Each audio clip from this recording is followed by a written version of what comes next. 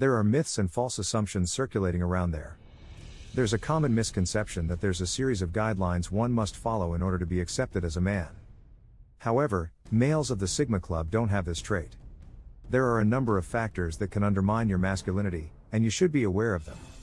You should steer clear of these 8 weaknesses if you value your masculinity. Welcome to Inner Warrior. Don't forget to hit that like button so that the YouTube algorithm will show this to more people. Having said that, here are 8 factors that can undermine your confidence. 1. Concern about the opinions of others. It's possible that caring too much about what other people think is the biggest mistake somebody can make. You, as a man, should have faith in yourself and your ability, and refuse to let the views of others define you. Don't waste your time trying to make everyone happy because you can't. Your manhood is not dependent on the approval or admiration of others. It's important to have a healthy self-esteem and not let the criticisms of others bring you down. This not only diminishes your manliness, but it also destroys your sense of well-being and confidence. Maintaining self-assurance in today's world, where everyone is continually barraged with messages and images of how they should look, may be incredibly difficult. But you can still be muscular even if you don't follow these rules. Instead, put your energy into creating your own sense of style and individuality. Surrendering your individuality is among the worst things you can do to your masculinity, and you need to discover ways to be loyal to who you are despite what others may say or think. Doing so will help you keep your dignity and sense of masculinity no matter what challenges life throws at you. 2. Relationships that are poisonous. The loss of your masculinity is inevitable if you're involved in a relationship that's toxic to you. If you feel like your partner or pals are continually criticizing your decisions or making you feel horrible about who you are, it's time to move on. An unhealthy relationship might make you feel like less of a guy and a risk to yourself.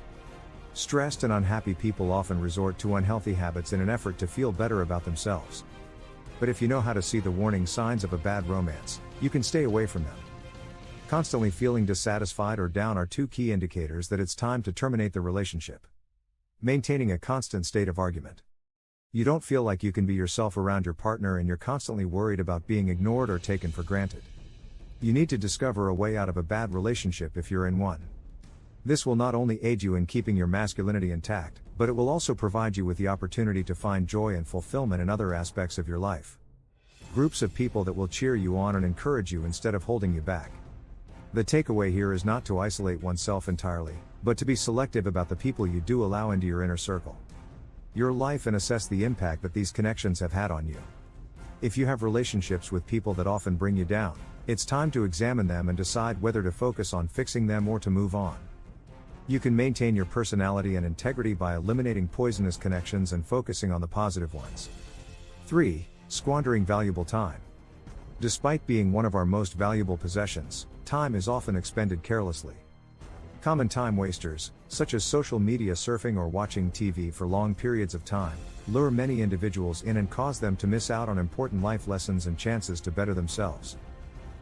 Studies have revealed that people's mental health suffers when they spend too much time absorbed in the constant stream of news that surrounds social media. However, studies have connected excessive TV consumption to weight gain and chronic illness. All of our motivation and productivity will be drained, and our sense of self-worth could take a significant hit as a result. Our acts have far-reaching consequences that we fail to fully see until it is far too late. Old age has a way of making us reflect on our lives and lament the chances we passed up while preoccupied with trivia. How then can you make better use of your time? The most effective tactic is to plan ahead and act in a way that is consistent with your values and objectives.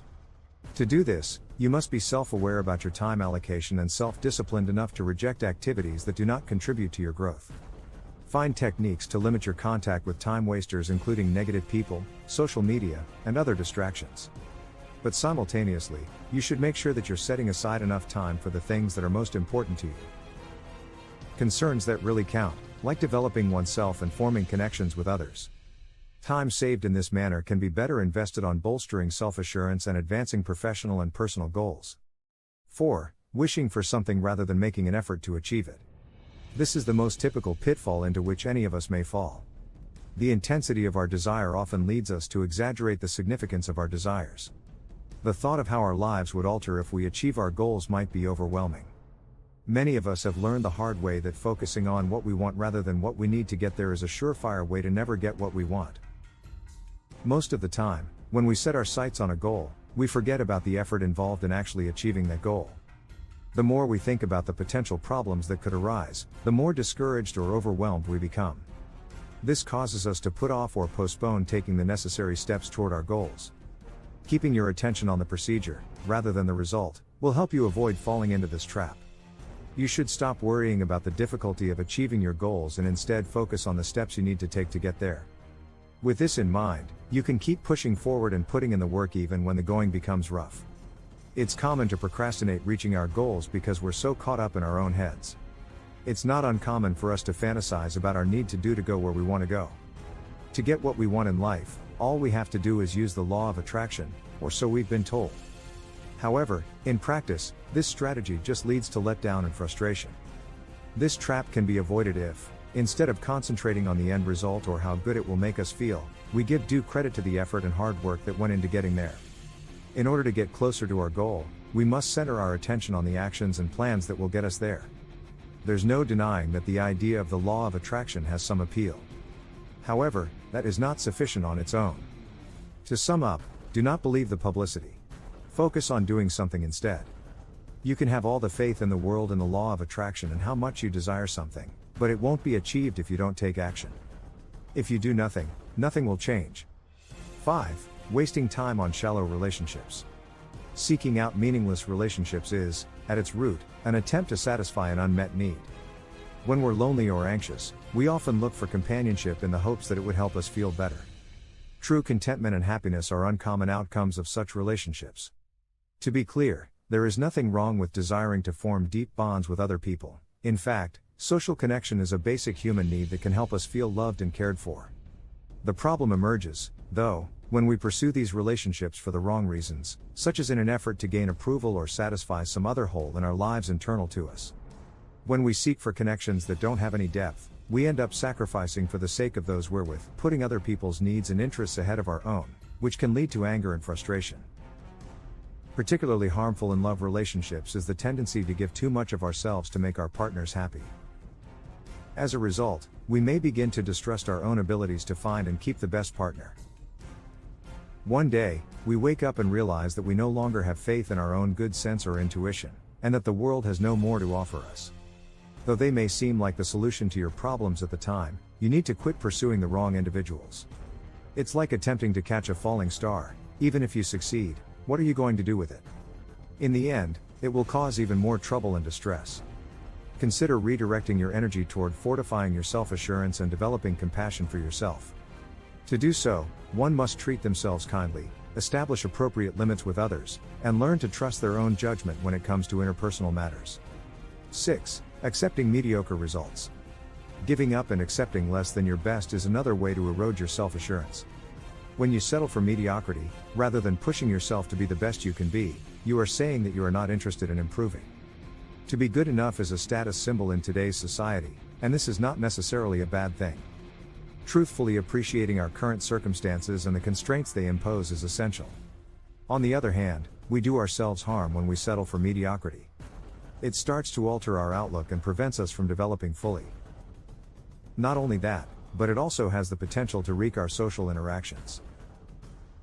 Recall a period when you had to cope with a mediocre employee or support staff member. That wasn't the finest of times, was it?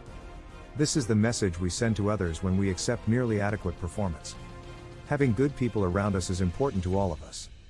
That's not just because it makes us feel good. We perform better when we're with others who are dedicated to achieving excellence. When you accept less than you are worth, it shows in your career and in your relationships with others. The worst part is that by not letting your true self shine through, you will never be able to reach your potential. To what extent, then, can you guarantee that you won't settle for less than the best? The first stage is being conscious of the episodes. Then, once you're aware, you should do everything you can to stop the behavior. To do this, you should collaborate with people who are superior to you and whose strengths you can utilize. Get as much informational benefit as you can from them. Having the mindset that you want to be the greatest at all you do has endless advantages.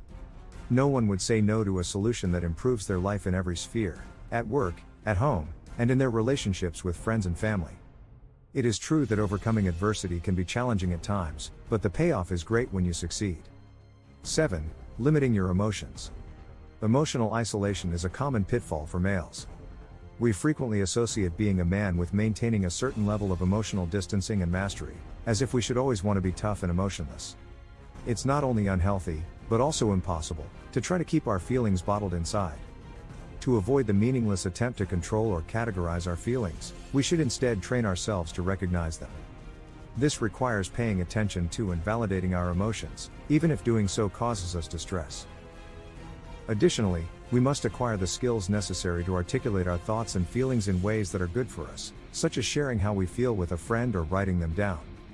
Knowing how to identify and manage our emotions is a key component of mental health and resilience. Therefore, mastering this skill is a necessary first step toward escaping the trap of emotional limitation. We can achieve this by making time for introspection on a daily basis or by actively seeking out fresh emotional experiences.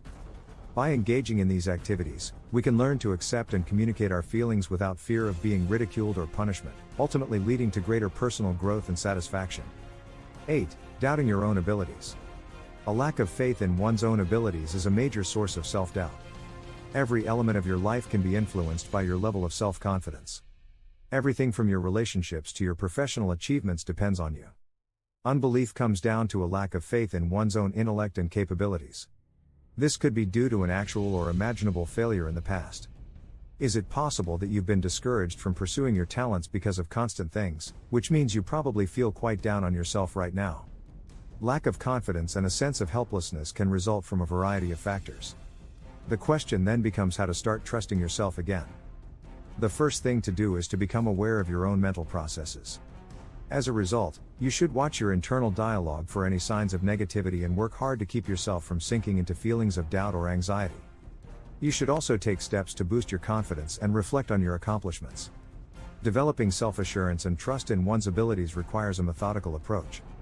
Remember that your lack of faith is not something you just developed. It didn't happen overnight, and it won't be fixed overnight, either. Self-confidence and trust in oneself can be lost, but they can be regained with time and work. No one can feel confident in who they are or what they can do if they don't have faith in themselves. Thanks for watching. If you want more videos like this, click subscribe and like button.